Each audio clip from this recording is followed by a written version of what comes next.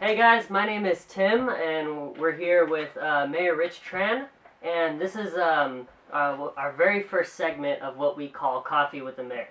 Basically, what that is we do our mayor's reports. If you guys don't know, I'm actually the producer of the mayor's reports, and we've been doing those, and they give a lot of great information, and it keeps you guys updated without you guys having to dig around, which is really cool. But they're short. They're only about 8 minutes long each. And so we had this idea to do one segment and just dive into one topic, and just dive as far down as we can go on one topic. And that way we can take your questions on Facebook, and we can we're live streaming this to Facebook, and so you can tune in live and you can actually ask questions here. We have the live stream up on that iPad right there, and we'll be able to see all your questions, and we'll be able to answer all your questions and your concerns and just have a conversation about it. And so this week we'll be diving into housing in Milpitas.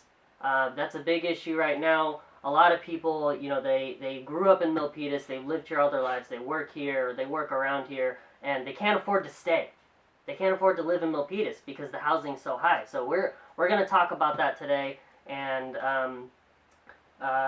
me, myself, I've lived in Milpitas for 23 years. Never lived anywhere else. And I personally cannot imagine living in another place. I can't imagine moving out of the city or out of the state. Milpitas has been my home all my life. I really can't imagine it. And so what we're going to do is we're just going to get into some of the issues and just talk about it. We're just going to have an open conversation. Right. And right now, this is your time to be heard. We're here, we have the live stream, we're recording this, we took questions on Facebook earlier, and this is your time to get your questions answered. We have the mayor here. Thank you, Tim. Hello, Milpitas, it's your Mayor Rich Tran. We're doing Facebook Live on a Sunday night.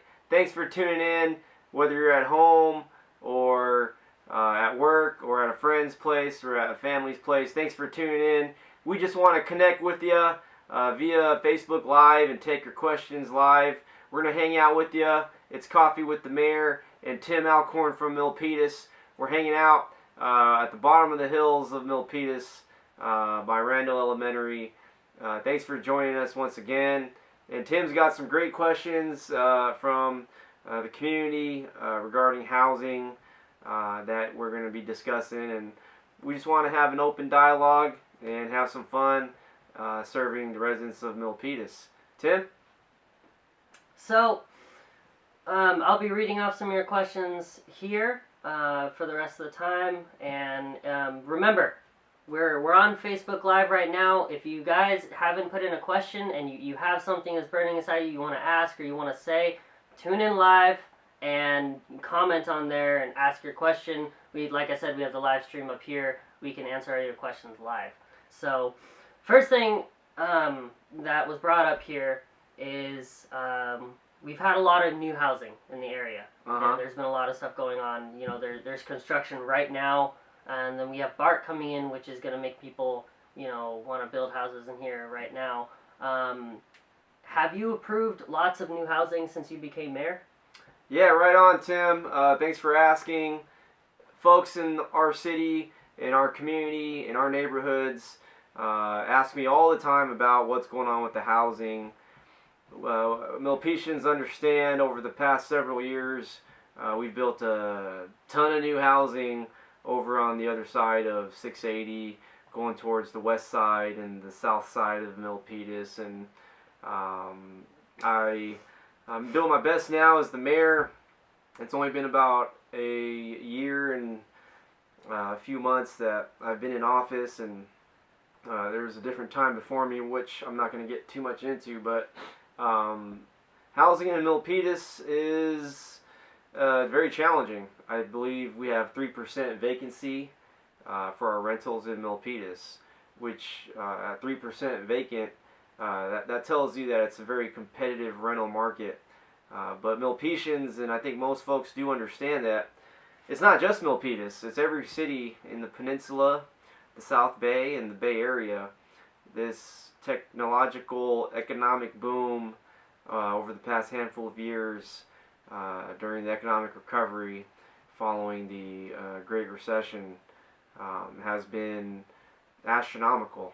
You got, I think, 500,000 people from all over the country and the world that moved into the Bay Area to work and have jobs in the tech industry, or jobs that are fueled by the tech industry. So that's just an amazing amount of people to move into an area like the Bay Area where we grew up.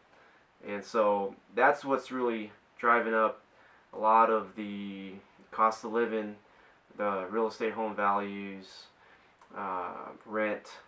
And Milpitians that have been here for so long, like your family, Tim, or our sound guy Kevin over there, you can't see him, but another Milpitian, and also my family, my uncle and aunt, my other uncle and aunt. I have cousins around my age who have great jobs in technology fields and industries, and even so, it's still a competitive market for us to rent. And all these tech companies are still hiring. I think Google's trying to bring in 20,000 people, workers to downtown San Jose. And you got Facebook over in Menlo Park expanding. I think they're looking at 35,000 jobs. And we simply just don't have the housing. And it's affecting Milpitas and our families that have been here so long. And it's a paradox. We want to see the local economy do good. We want to see jobs. We want to see tax revenue. But at the same time, this type of growth, in my opinion, has been so fast. And we've had a 29% increase of jobs since 2011, and only about less than 10% growth in number of homes. And that's where we find ourselves today.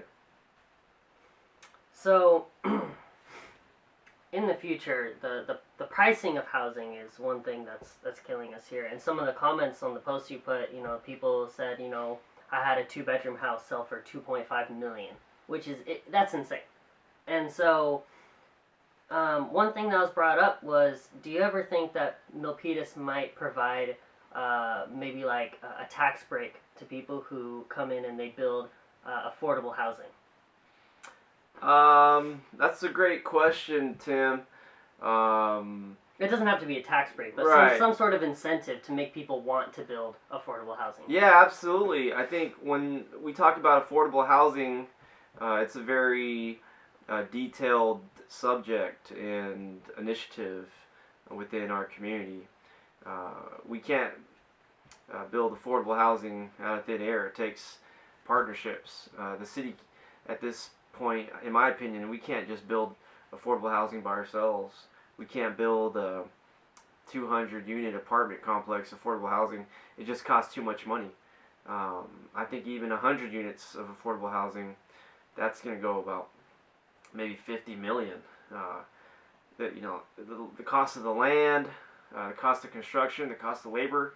I mean, everything right now is at an all-time high. There's such a demand. And so the city, in my opinion, is going to have to find partnerships with private investors, get some money from higher levels of government, and that'll take some time. But there, where I stand, because I can only speak for myself as the mayor. I'm not the whole council now, and so I'll be doing all I can to find the right private investors to help pretty much chip in money for an affordable housing project. Let's say, for example, we're doing a 100-unit affordable housing apartment complex, right? It'll cost us $50 million, let's just say. Just throwing out some numbers here. Mm-hmm. We're going to need probably 5 or 10 million from the city. Mm-hmm. We may need maybe other millions from the state, other millions from maybe the federal government, and we're going to need a whole chunk of money from a private investor. And for a private investor to go into this type of deal, they're going to have an equal return, and mm-hmm. it has to be very equal. And so typically there's a contract that goes for maybe 30 years. There's other lengths of affordable housing agreements. with private investors, but let's just say 30 years. And so this private investor throws in X amount of money, and then they're going to go ahead and make these units, maybe all 100 of these units, affordable housing for 30 years. And then after that, that property would become, it would go back to the private investor, and they would decide what to do with it. Which leads me to the Sunny Hills situation. I got my Sunny Hills. I was going to bring that up. I got my Sunny Hills sweater on, and I grew up down the street from Sunny Hills.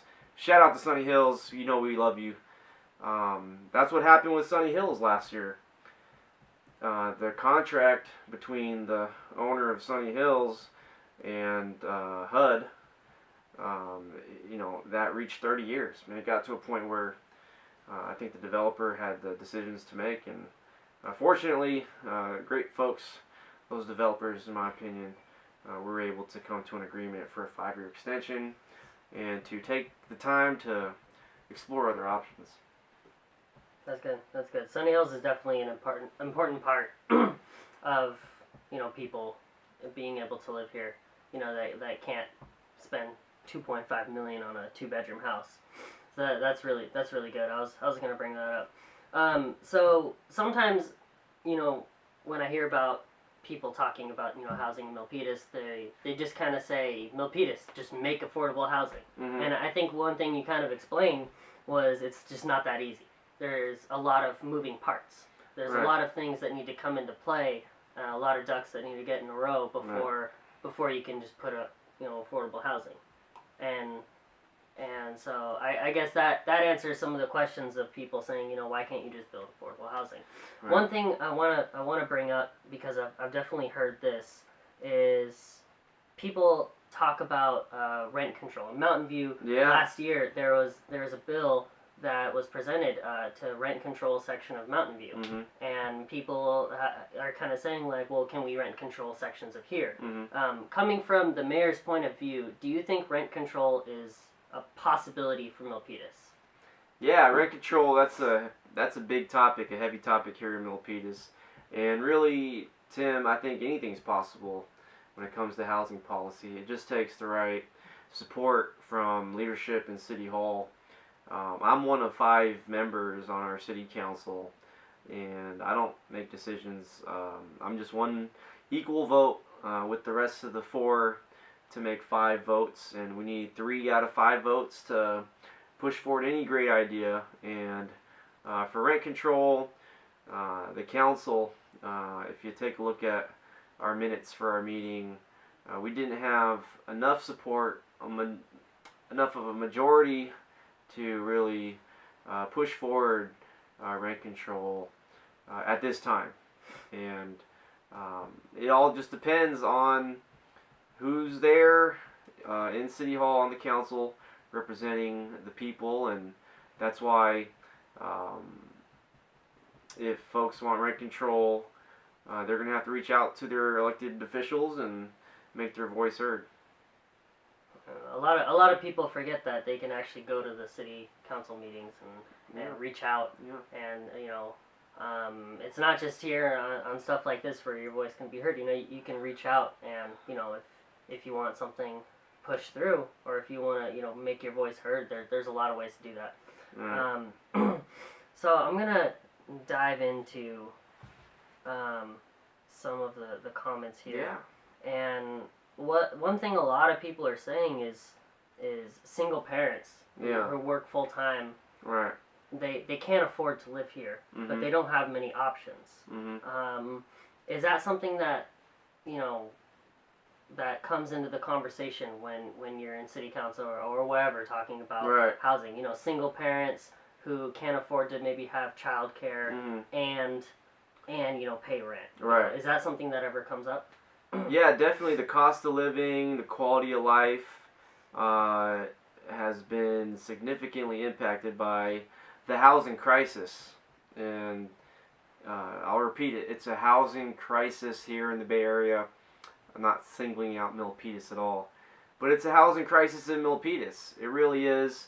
And there's a lot of hardworking families out there that I've met in the community that are going through these challenging times. Like you said, it's not just single parents, it's families with two-parent households. I've met families, and this is not, these stories that I'm sharing with you, Milpitas, these aren't wholly representative of our whole city, right? I think we have a great mix of social, economic levels, and folks from different corners.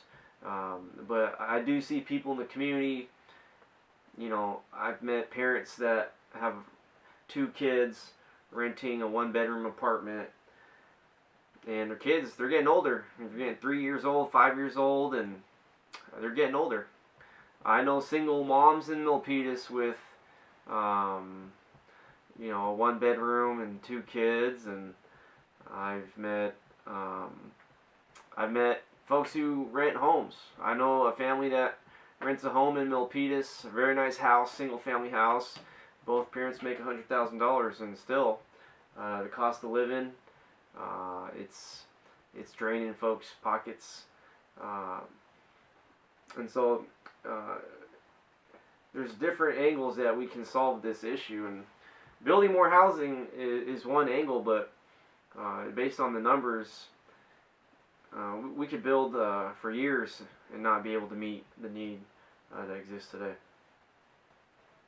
That's good. Good number. Good thing. Good comments there. One thing people are talking about is kind of just lost my train of thought here. They're saying the housing market here is a bubble, essentially. And we've seen that pattern before. I wouldn't say we've seen it city by city, but we've definitely seen it in the Bay Area, Silicon Valley. Housing being a bubble. And some people are saying just kind of wait till the bubble pops, right? And then things will be easier again. From your point of view, is that something that we can kind of hold out hope for? Like maybe if we just kind of wait a few years, then we can just wait for the bubble to pop, and then it's our time. Is that something that you think we can hold out hope for, or do you think that we need to push to create affordable housing, rent control? Yeah. Which one do you think we should do? Yeah. Now, when you talk about the economic bubble bursting, that's a very sensitive topic, and I'm not here to say or burst any bubbles. I'm not here for that. But I'll tell you what.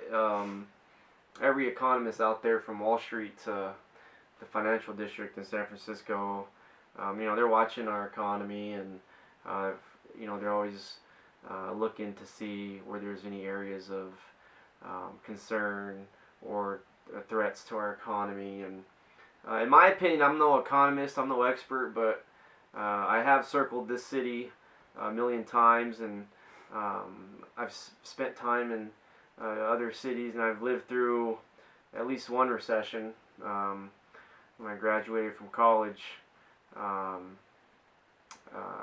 in 2007, and so I was the first actual college graduating class that went into the recession. So I do have some sense of the economy, but today's economy, especially here in Silicon Valley, especially here in Milpitas, I think the fundamentals of our economy and the foundation to the business here in the Silicon Valley, it's built very well.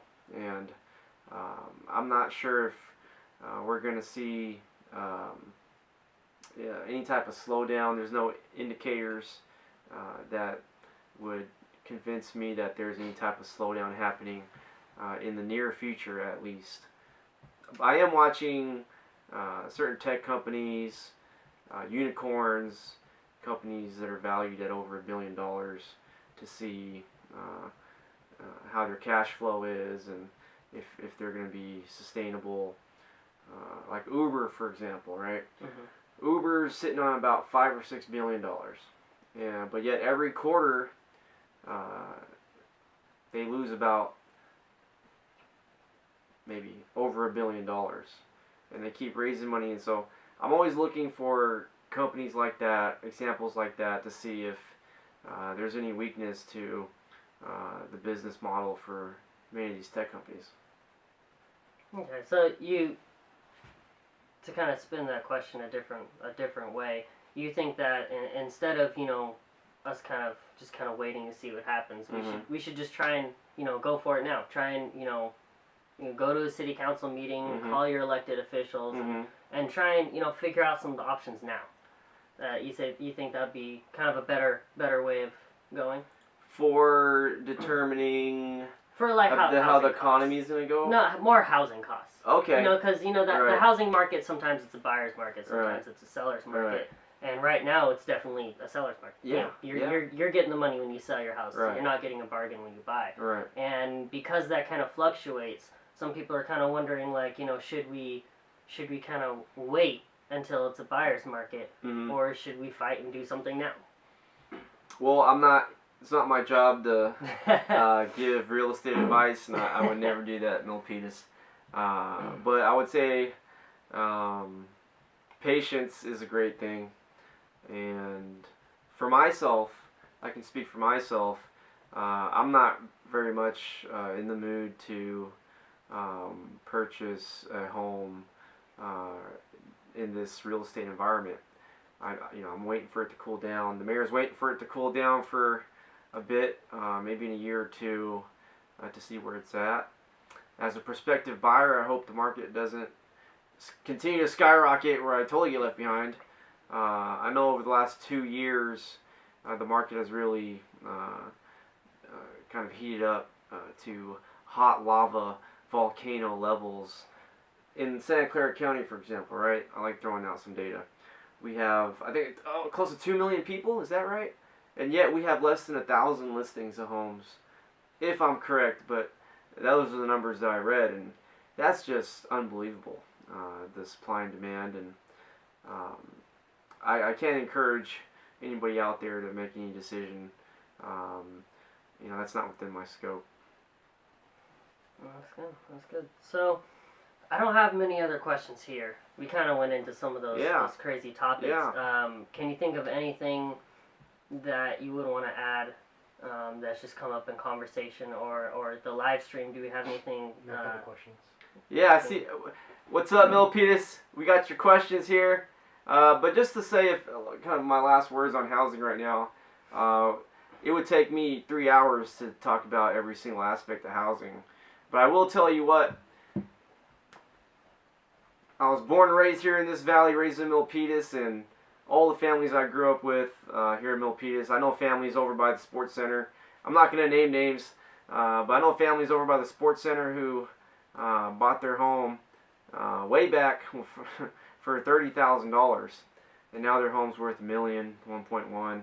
And for me, I'm just so happy for these families, because it's the American dream, and their biggest investment.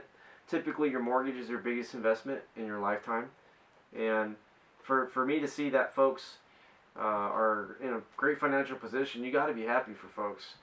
And I know so many Milpitas families are just truly blessed right now during this time. But like I said earlier in this live feed, it's a paradox, because even though that $30,000 home is now $1 million, and those folks were able to raise their kids, send them to college, and now they're sitting on their home property, and that's their retirement. Mm-hmm. But it's hard because it's their children. It's the next generation right now. Maybe folks closer to our age who are working, doing well, but it's still very much unattainable to buy a $1.2 million house. And so it's hard for a lot of these families that I meet in Milpitas, where their home is now $1.2 million, but yet it's hard because their children, their adult children, are unable to kind of survive. And kind of the cost of living, the average apartment in Milpitas that I've looked at, from my purview, $2,500, $3,000 for a one-bedroom apartment. That's just that's kind of extreme. And the more I think about it, the more it is extreme. We're living in the hottest real estate market, most expensive place in the country, I think now. Mm-hmm. I remember when I was studying in Manhattan, New York, and I was living in Manhattan, studying public administration. I thought New York was so expensive. And when I graduated, I decided to move back home to Milpitas, and I thought it'd get better. It got worse. It got worse. And so that's my perspective on the Milpitas housing market right now, especially for the homeowners that have been here. And if you ask folks, go down to the Omega, or if you're waiting at Mills Diner and you're outside talking to folks, it's very much the same experience. And that's why you see, if I may add, that's why you see a lot of adult children living with their parents, because that's just the math. And it's not an isolated incident. If you look at the percentage of adult children that are living with their parents, I mean, the percentages are growing. And that's why here in Milpitas, we always talk about parking on Facebook. Oh, my neighbor has 8 cars. Or my neighbor has 4 cars. It's because folks are living with their parents still, because that's the best opportunity for them to have housing. And we see that. I'm in the Manor. I see a lot of vehicles. I'm in Sunny Hills. I'm off of Escuela. There's different neighborhoods in the city. Pines. I would say half the city has a good number of homes with multiple vehicles.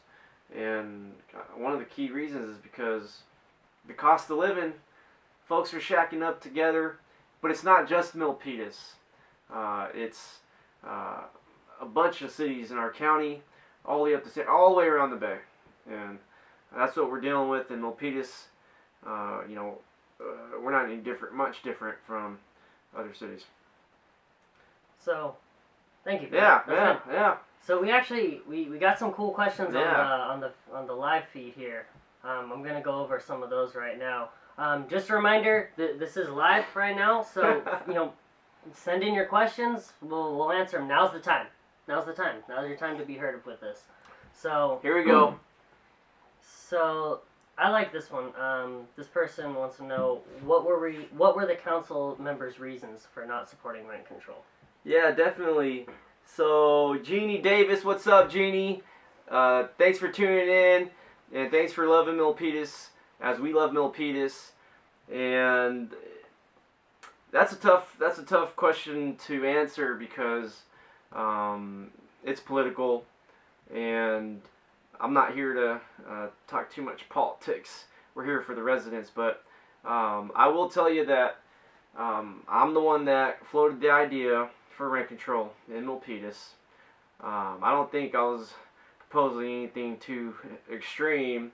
I just wanted something reasonable to protect families from being taken advantage of. I know families in Milpitas, they had their rent raised 3 times in 12 months, 3 times in 1 year. And I've rented apartments in New York and LA when I was going to college at UCLA. I probably rented for 10 years after high school, and still renting today. But I just feel like no one deserves to have their rent raised 3 times in 1 year. But the council had a discussion, and a majority decided that now is not the right time. I wouldn't think, in my opinion, they said no, but really, at the end of the day, the council majority said now is not the time that we're going to discuss rent control. However, to be fair, the majority of the council did talk about renters' rights, and we'll be going forward with that. And I'm encouraged, because we just got to take it one little step at a time. Renters' rights is definitely the first step to a rent-controlled system, which is good. Yeah. But if there was 3 of me on the council, we'd be doing some rent control. Yeah. Okay. So, I'm curious about this one too. What are we gonna do with the traffic? Okay, what are we gonna do with the traffic? Shout out to Big Mike O'Leary over in Parktown. I appreciate your support, Mike, and your love for Milpitas.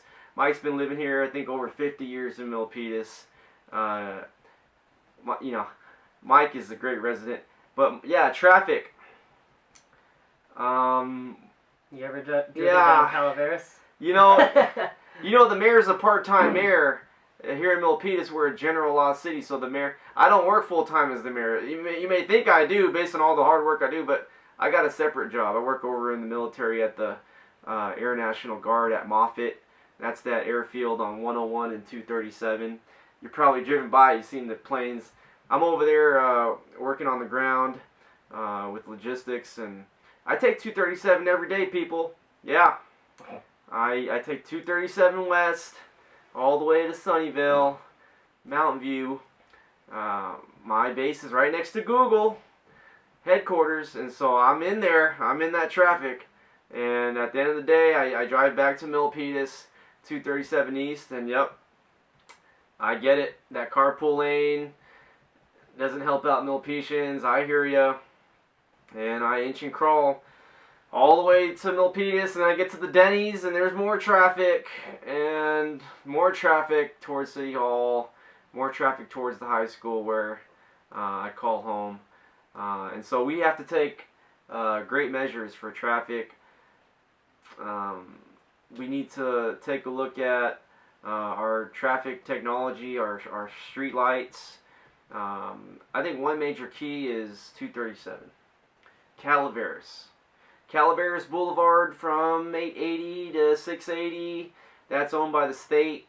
Those intersections and the street lights, or the stop lights, I should say, that's not controlled by Milpitas. We have traffic engineers, traffic light engineers, and they master all the other lights, but Calaveras, it's two different systems, and so we have to make an effort, and I have to make an effort, a greater effort, and continue to work on traffic mitigation. If I had a wish, if I had 3 wishes as the mayor, I would use one of those wishes on taking back Calaveras from the state and making it Milpitas, and syncing up those lights, redoing the road. We need to look at every intersection coming off of Calaveras, Montague, Landis, and go from there. One more thing about traffic, Mike, is the overpass, over the train tracks, the Main Street overpass. It's a bottleneck. It goes from 3 lanes to 2 lanes and then opens up again. I really feel like if we can redo that overpass, it would be great for the city. People keep talking about the flyover. The flyover from 680 to 80. It's not going to happen. It's too expensive. It's ridiculously expensive. It's going to probably cost hundreds of millions of dollars. And I'm not so sure that's the best way to go. I think we can do that overpass in a smart way and really open up some lanes for people. But again, it all goes down to the financing. $85 million projected the costs for the overpass based on numbers I've seen. And based on the numbers I've seen, the city's only committed $11 million. So you see the shortfall. And we're really going to need to get some money from the federal government. And I'll say it, Donald Trump is trying to push through the biggest infrastructure funding in history. And Silicon Valley and Milpitas would benefit from that. And we would have to fight for that. And so traffic mitigation, that's one of the things I campaigned on. I'm still working on. I probably need to work on that one the most. There have been a host of other issues that I've been dealing with in City Hall, and I think folks in Milpitas know what I've been dealing with. So I appreciate your patience. Next question. Next question. So, this one's an interesting one. It kind of strays off from the housing a little bit, but it correlates to it. It's about Milpitas High and how many students are there. Yeah.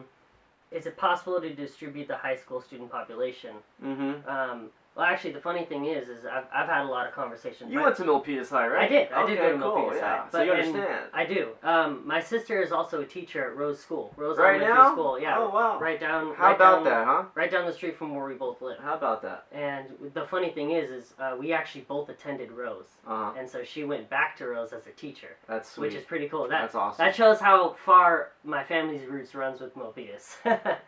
That's what it's all about.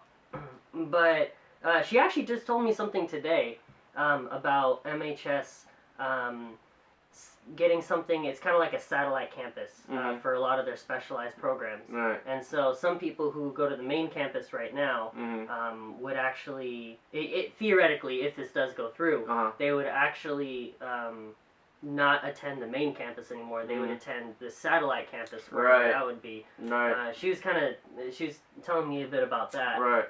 and that's pretty cool because what this person here is trying to bring up is that if we add any more housing, we already have a high school that's Mhm. filled way too far. Okay. And Yeah. if you wanna, Yeah, I see it. Yeah, so it sounds like Kurosh, how are you doing, Kurosh? Thanks for tuning in. We're here for you. We're answering your question. And, before I say anything, it's important to understand that the city government and the school district are two different institutions. Completely different budgets, some collaboration on some projects, but for the most part, it's completely separate. And when it comes to our schools, you gotta contact the school district, and they're the powers and authorities and decision makers that take action for our education system. But for me, it's unique because I'm the first Milpitas High graduate elected to the mayor seat. Such a blessing, dream come true. We're here with Tim Alcorn, Milpitas High School graduate. So it's personal. It's personal to us. It's not just we're the city or we're a resident or we're a business or something. We're actual alumni, and we are products of our school, and so it's personal. And so, in my opinion, I think I have full faith in the school district. I've had meetings with school board president, the superintendent, small conversations, and I'm very encouraged. I'm very encouraged by the board, and I know that they're going to be rolling out a proposal later this year, I believe, to really address your concerns, Kurosh.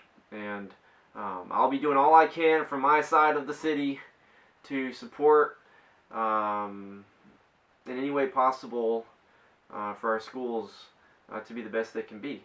Because we're interrelated. Every home in Milpitas, the home values, it's tied into school performance scores. A lot of times I've knocked on residents' doors and I've had discussions with residents, and I'm always looking to protect education first, and then second is the correlation between the school performance, the school quality, and the home price. And we need to continue to, as a community, do all we can to support our school district so that our scores remain high, so that our home values remain high and competitive. But to answer your question, I can't build a school. The city of Milpitas. I got shovels. You do you? Okay, yeah. All right. Well, hey, never mind. No. But yeah, the city of Milpitas, city property even. We don't have much city property or vacant even that we can even think about giving to the school district, and that would just be a crazy idea that I think a lot of folks may not agree with. But I would say reach out to the school district and just know that as your mayor, as a Milpitian, as a Milpitas High graduate, I'll always do all I can for our schools. Well, that's good. One thing someone said here was they're like, good to see you out there again, being keeping it transparent.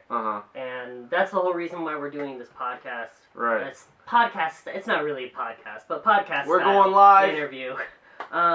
But that's why we do that, and we do the mayor's report, and we just want to keep you guys as informed as possible, and to let you know that you guys aren't out there in the dark, right. Saying just trust us, we got this. We're actually here, and we're letting you know what's going on. We're keeping you informed.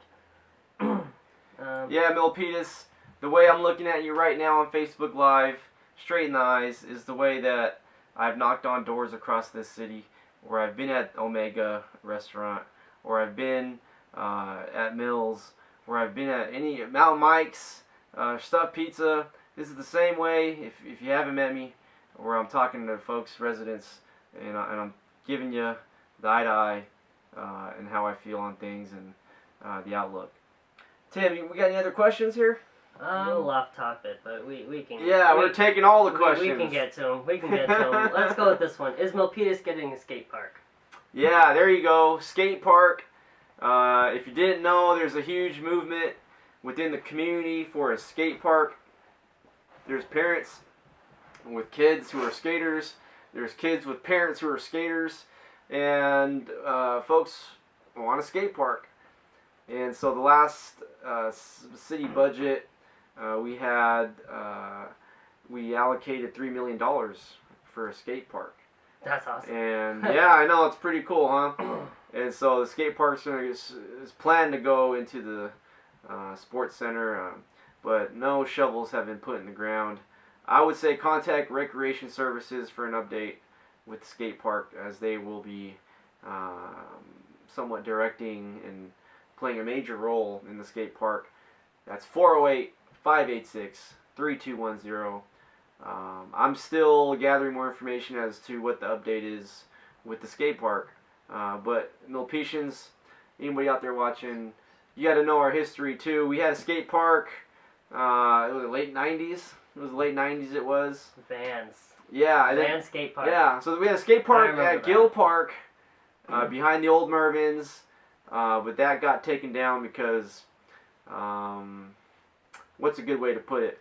I think it was disturbing the local neighborhood, so that skate park got taken down. It was a sad day. It was a sad day for the kids. And then following that, at the Great Mall, we had Vans. Yeah, Van skate park. That was actually a pretty rad skate that place park. was awesome. Yeah, that was awesome. That was cool. And then we had Wonder Park back then. It was a good place, fun place for the kids. I think now the mall's a little bit more for adults, huh? But and then so Vans ended up closing for one reason or another, and so the skaters are generational. You see Tony Hawk, he's up there, and then the kids now, it's generational and it's sticking around. I don't think it's I'm not gonna call it. It's not a fad. It's a generational sport. We'll call it an extreme sport, and so. We'll see where it goes with the skate park over at the Sports Center. I haven't had my head in the meeting room for the skate park enough, but we'll get to the bottom of it, and we'll update you here on the Facebook page. Want to give the phone number one more time? Yeah, for Recreation Services, anything Recreation Services, you can call 408-586-3210. And then you can reach me here too, private message me, and I'll be sure to get back to you with answers as soon as possible. All right, what else we got, Tim? Let's see. What is being done about the odor in Milpitas? Yes. Thank you, Sana, for reaching out. The odor is something that we've been fighting for years, and I think now that we're in March, I've been providing information that Newbie Island operations, they've made some updates and upgrades to their facility to mitigate the odor. I'm not going to go into specifics right now because I'm not a highly trained engineer when it comes to odor, but from what I've been told, and to the best of my knowledge, there's new technology over there at the Newbie Island landfill that's supposed to address the odor, and I think Milpitas has been pretty good lately. I do smell the odor on some days. I did go to Milpitas High, and some days, at least back then, I used to go to track practice and run around that track and take deep breaths, and I would smell the odor sometimes, to be honest. That's just my experience, but I will say that I haven't really experienced the odor lately over the past few weeks, but maybe that's just me. Maybe I was out of town on a day, I don't know, but the odor is very important, so we're going to have a new report on the odor and what we're doing to mitigate the odor in the following weeks. I look to have something new out there to report to the residents. Politically, I think that a lot of folks, leaders in our city, are going out there to different agencies to find a way to really stand up against the odor. But it's tough being the mayor of Milpitas. Sometimes I go around the Bay Area and I introduce myself, and I hate to be known as the armpit of the Bay Area. I refuse that. That's not Milpitas. And I absolutely will never accept the fact that that we're just going to let the odor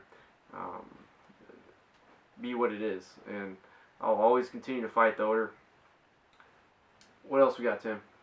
Right now, that's about it. Okay. Just remember, we'll be on for a little while longer. Just get your questions in right now.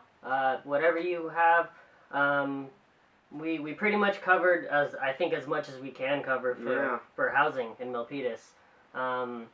You know what? It's actually a living issue. You know, it's gonna keep changing. Right. So I wouldn't be surprised in one of these podcasts here we swing back to it. You know, if new things develop, I wouldn't be surprised. So if you didn't get your question or you couldn't think of anything, don't worry. We'll probably be coming back to it. Anyone else here who's watching, just kind of get your questions in last second.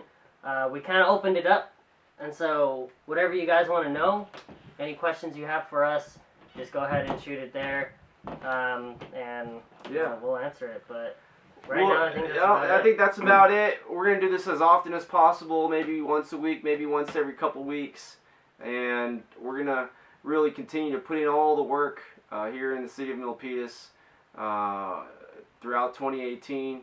And if we as a community come together and work hard and work smart, we can solve all our challenges, and we're going to do it together. And so I just want to thank Tim for hosting me today, Coffee with the Mayor. I want to wish everybody a good night and have a great week. And if you ever need anything, you can reach me here at the Mayor Rich Trent Facebook page. Go ahead and private message me or comment, and I'll get back to you as soon as possible. Perfect. Well, I think that wraps it up. We'll be back soon for another Coffee with the Mayor. Appreciate you. No problem. Anytime.